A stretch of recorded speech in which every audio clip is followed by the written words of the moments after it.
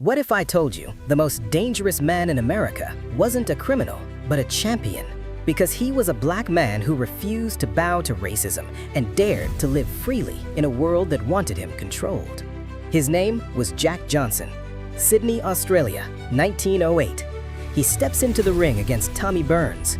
Round after round, he dominates. Calm, precise, unstoppable. And then, it's over. Jack Johnson wins, becoming the first black heavyweight champion of the world. And just like that, everything changes. Because this wasn't just a victory, this was history. And white America loses its mind. Not just anger, panic, because a line had been crossed. Because many believed a black man should never stand at the top of an American championship. So they begin searching for someone to take the title back. They called him the Great White Hope. Then came 1910, the fight of the century. Jack Johnson versus Jim Jeffries. But when the fight began, Johnson dominated again. Calm, confident, in control. Until Jeffries couldn't continue. Jack Johnson had won. And the reaction? Chaos. Race riots broke out across more than 25 states. Over 20 people lost their lives. Even President Theodore Roosevelt called for a ban on boxing.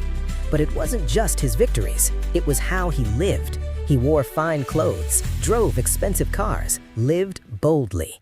He married white women in a time when that alone caused outrage, and America took it personally, so they came after him.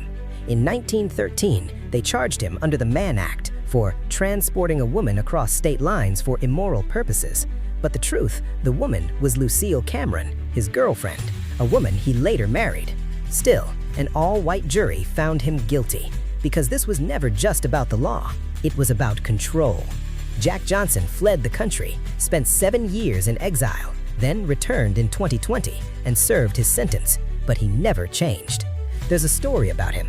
He once got a $50 speeding ticket. He paid $100 and said he'd be coming back at the same speed. That was Jack Johnson. Unapologetic, uncontrolled, unafraid. More than a boxer, a symbol. And in 1946, he died in a car crash, reportedly after leaving a diner that refused to serve him. Even at the end, racism was still there.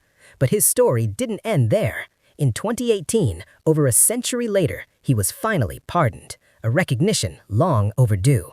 So the next time you hear his name, don't just think of a champion, think of a man who lived freely when the world tried to control him.